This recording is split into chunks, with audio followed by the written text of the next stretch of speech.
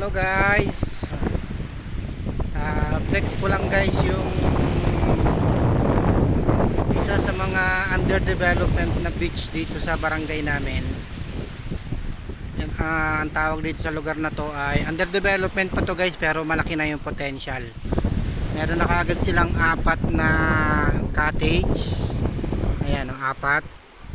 Tapos yung ginagawa daw doon ay isang cottage na malaki na pwedeng parang may second floor. Doon daw sa likod nyon, may under construction doon. Sa likod nyon ay parang shower area. Tapos dito ang gagawin dito parang mga lutuan area.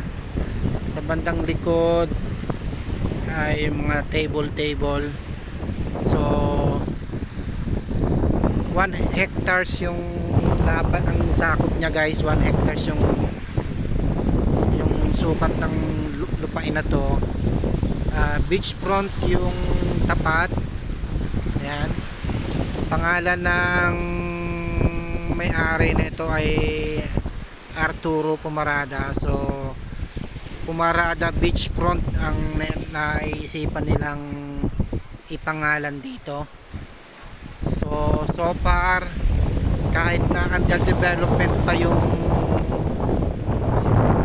lugar, bibihira na silang sa isang linggo na hindi nagkakaroon ng guests from sa ibang lugar, sa Tawid Isla, sa mainland Luzon.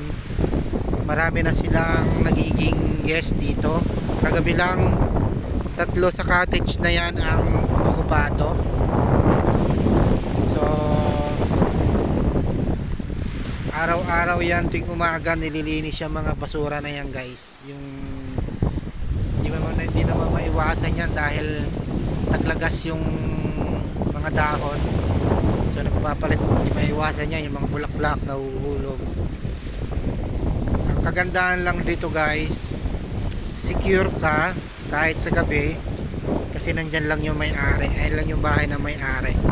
Ayan. Tapos yung kahabaan yung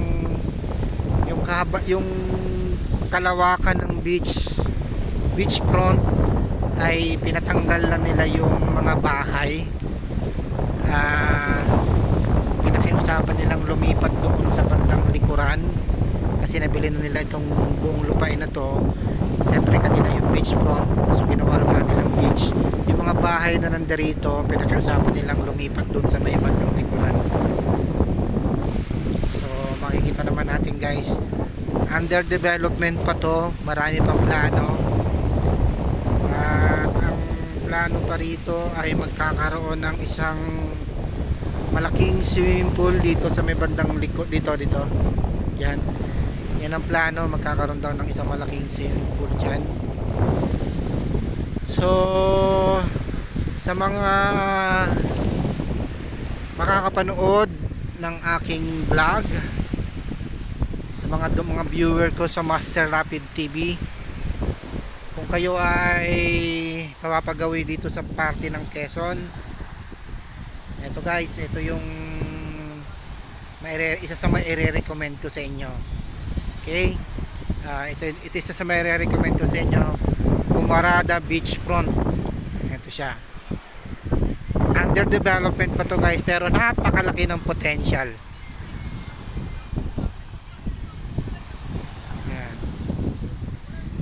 Safety, may ilaw sa gabi, may bantay ka sa gabi kasi halos nandyan din yung tao, nandyan din may-ari.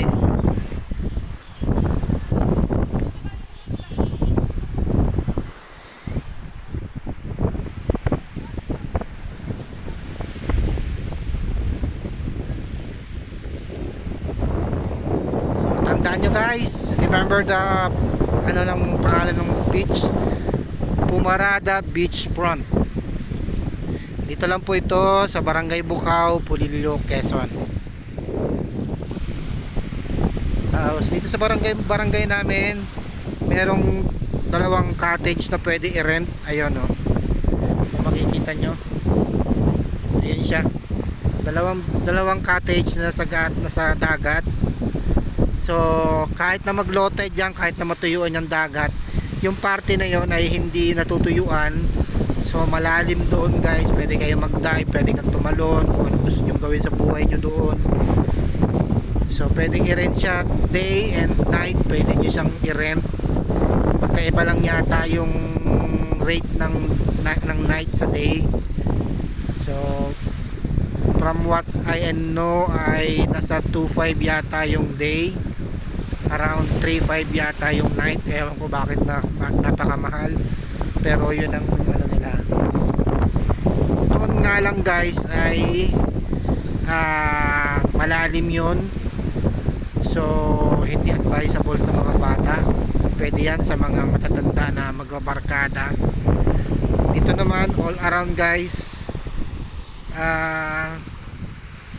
yung low tide naman ay isang beses lang naman nangyayari sa isang araw at ilang oras lang, tulad nito.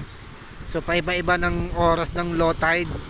So tulad nito, pa nag high tide na kanina, yung maximum level ng tubig na inabot ay hanggang dito. Yan, nakikita nyo yung mga damong dagat na yan. So ayan yung ano ng tubig. So ngayon dahil may hibas din sa gabi o may low tide sa gabi, pa konti-konti ay nagbabawas na yan. Kasi yung ang hibas ng tubig sa gabi ay, o low tide ng tubig sa gabi, mga around 7 o 8. So expect nyo na pa konti-konti na magbabawas na yung tubig na yan.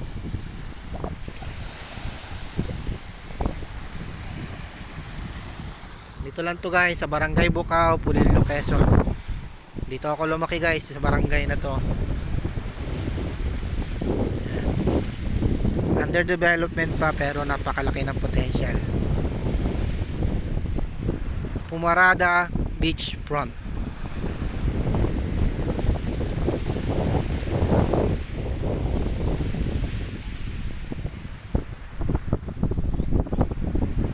Ang dami nang ginagawa guys. Yun tulad nun, under construction yun.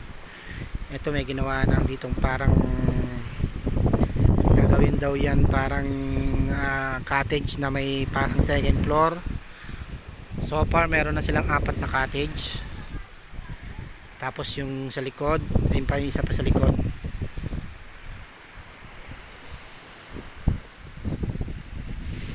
Yan. Ito pa yung covered ng beach. Yan, yung puno na yan. Ito yung bahay ng may-ari. So hindi kayo mangangamba na during night safe kayo dyan. Kasi unang una, dati siyang kapitan ng barangay. So ginagalang pa rin naman siya hanggang dito, hanggang ngayon. So safe pa rin safe ka rin kayo kung kayo ang magiging guest dito. So yun lang guys. Ganda nyo ulit, Pumarada Beachfront.